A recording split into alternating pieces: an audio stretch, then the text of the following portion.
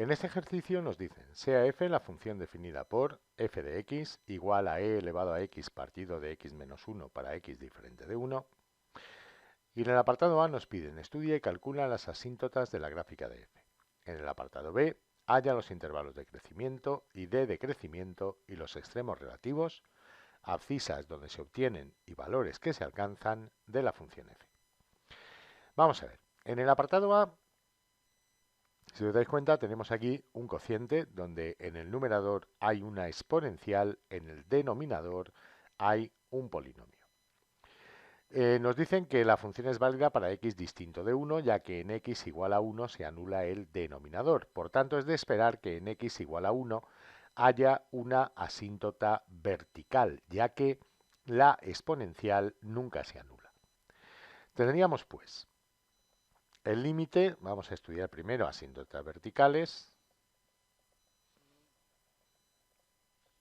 Tendríamos que hacer el límite cuando x tiende a 1 por la izquierda de la función f de x. Esto es el límite cuando x tiende a 1 por la izquierda de e elevado a x partido de x menos 1. E elevado a 1 partido de 1 por la izquierda menos 1. 1 por la izquierda es un número muy próximo a 1, pero menor que 1. Al restarle 1, nos quedaría en el numerador el número e y en el denominador un 0 negativo, o sea, un número muy próximo a 0, pero menor que 0. Este cociente nos da, por tanto, menos infinito. Si hacemos ahora el límite cuando x tiende a 1 por la derecha de la función, nos quedaría límite cuando x tiende a 1 por la derecha de e elevado a x partido de x menos 1. Esto es e elevado a 1 partido de 1 por la derecha menos 1. Esto nos daría el número e entre un 0 positivo, ya que 1 por la derecha es un número muy próximo a 1, pero mayor que 1. Al restarle 1 nos daría un número muy próximo a 0, pero positivo. Y esto es más infinito. Así pues, en x igual a 1 hay asíntota vertical. Veamos ahora las asíntotas horizontales. Sabéis que en las asíntotas horizontales debemos hacer el límite cuando x tiende a menos y a más infinito de la función. Si ese límite es un número, diremos que hay asíntota horizontal. Si ese número es más o menos infinito, diremos que no hay asíntota horizontal. Entonces, en el caso de x tendiendo a menos infinito, nos quedaría e elevado a menos infinito entre menos infinito menos 1. E elevado a menos infinito es 0. Menos infinito menos 1 es menos infinito. Y 0 partido de menos infinito es 0. Si hacemos ahora el límite cuando x tiende a más infinito, de e elevado a x partido de x menos 1, nos quedaría arriba e elevado a infinito, que es infinito, y en el denominador infinito menos 1, que también es infinito. Tenemos pues una indeterminación del tipo infinito partido infinito, por lo que podemos aplicar la regla del L'Hopital. Esto nos daría el límite cuando x tiende al infinito de derivada del numerador, derivada de e elevado a x es e elevado a x, entre derivada del denominador, que es 1. Por tanto, nos da el límite cuando x tiende a infinito de e elevado a x entre 1, lo que sería e elevado a más infinito. Y esto es más infinito. Así pues, hay una asíntota horizontal,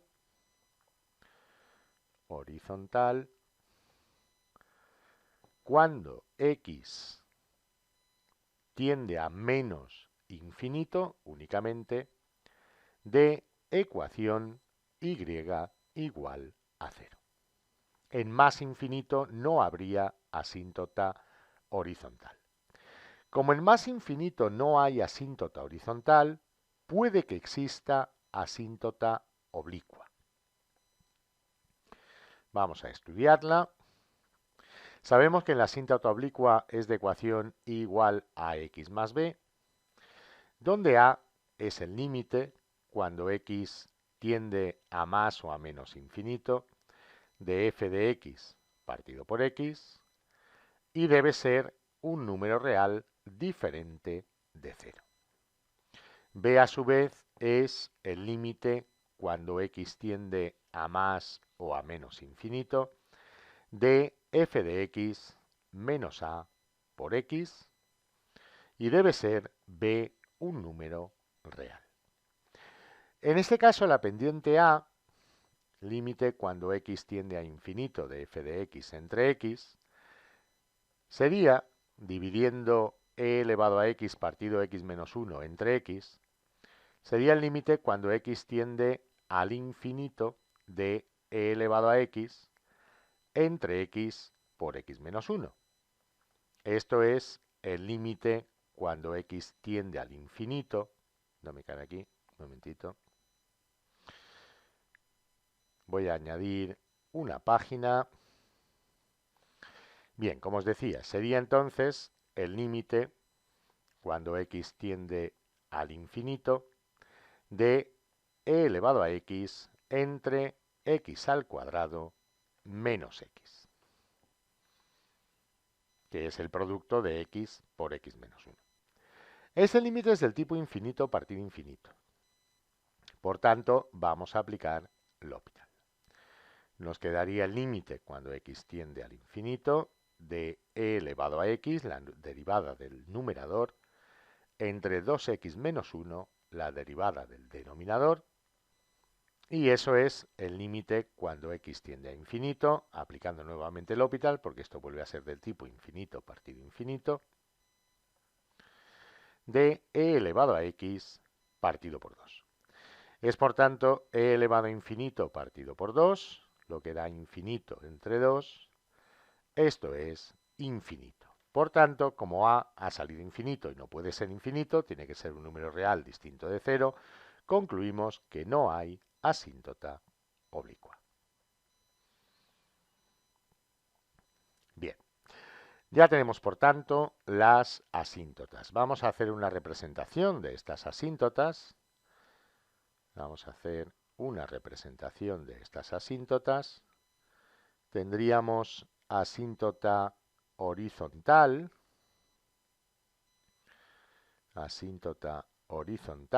igual a 0. Fijaros que si x es negativo, la función f de x e elevado a x, que siempre es positivo, entre x menos 1, que sería negativo al ser x negativo. El cociente será negativo, por tanto aquí la función tiende a 0 desde valores menores que 0. Tendería a 0 en la asíntota, o sea, tendería a la asíntota, pero desde valores negativos. Y en x igual a 1, la función tendería a 0, pero desde valores, por un lado, negativos y por el otro, positivos. Como vimos, en 1 por la izquierda, tendería a menos infinito y a más infinito, respectivamente, no a 0. Como vimos, en x igual a 1 por la izquierda, la función tendía a menos infinito, mientras que en x igual a 1 por la derecha, la función tendía a más infinito. Entonces, la situación que se plantearía sería así. Tendería hacia menos infinito a la izquierda de 1 y hacia más infinito a la derecha de 1. En x tendiendo a más infinito, la función tendía a más infinito y no había ninguna asíntota. Así que este sería el comportamiento asintótico de nuestra función. Voy a prolongar aquí el eje Y y vamos a poner los nombres de los ejes, eje X, eje Y, y la ecuación de las asíntotas.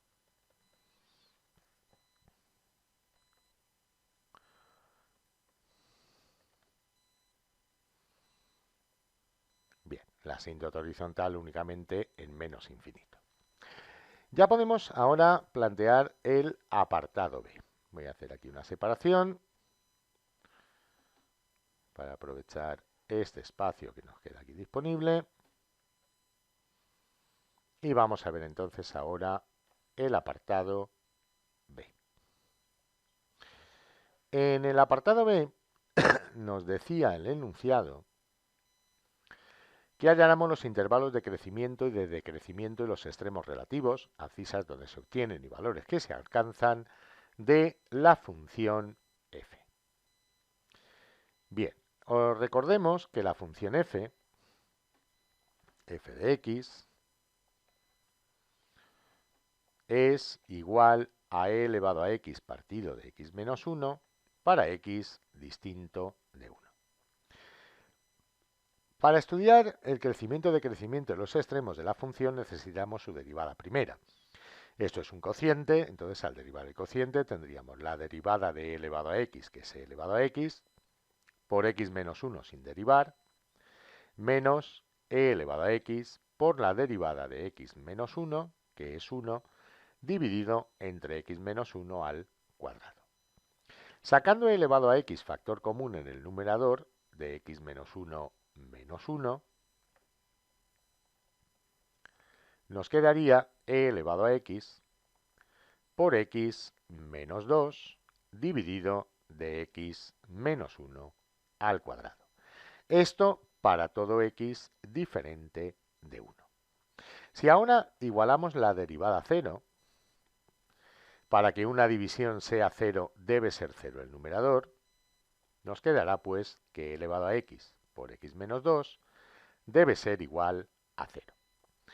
Ya que una exponencial nunca es 0, únicamente podría ser 0 el polinomio que hay dentro del paréntesis. Así pues, debe ser x menos 2 igual a 0, de donde x es igual a 2. Bien, ya sabemos dónde se anula la derivada. Vamos a hacer ahora, por tanto, una tabla de signos, donde vamos a marcar x igual a 1, ya que en x igual a 1 no existe la derivada, y vamos a marcar x igual a 2, que es donde la derivada primera se anula. Tenemos así pues aquí la x, debajo vamos a poner la derivada para estudiar su signo, f' de x, y vamos a poner la función para estudiar su comportamiento. Aquí sería 1, aquí sería 2, aquí estaríamos en el intervalo que va de menos infinito a 1, en el intervalo que va de 1 a 2 y en el intervalo que va de 2 a más infinito. La derivada y la función no están definidas en x igual a 1, por eso lo he tachado aquí. En x igual a 2, la derivada vale 0. Si tomamos un número entre menos infinito y 1, por ejemplo x igual a 0, nos quedaría que la derivada, calculada en 0, es e elevado a 0 por 0 menos 2 dividido de 0 menos 1. Esto es 1 por menos 2 dividido de menos 1, lo que daría 2, esto es un número positivo.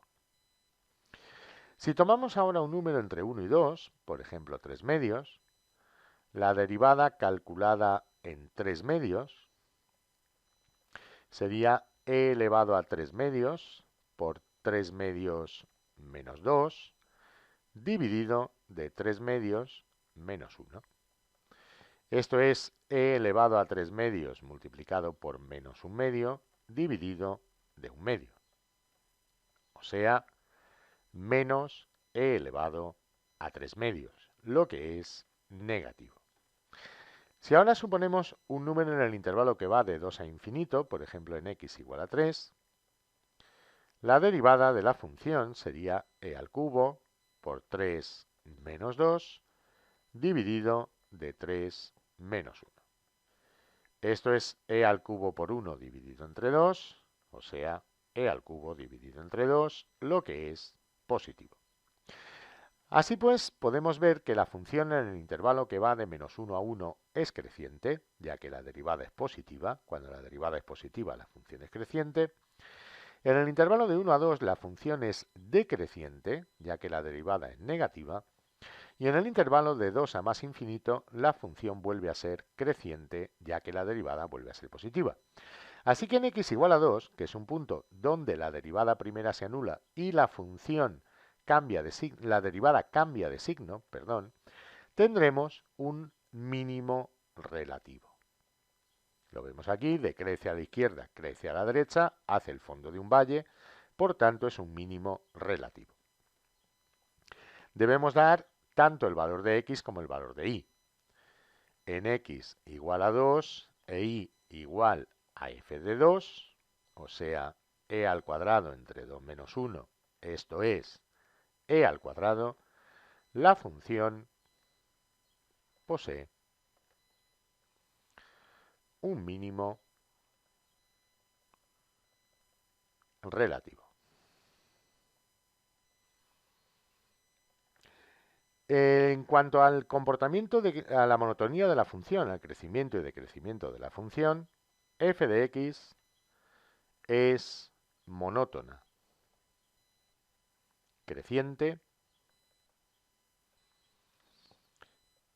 en los intervalos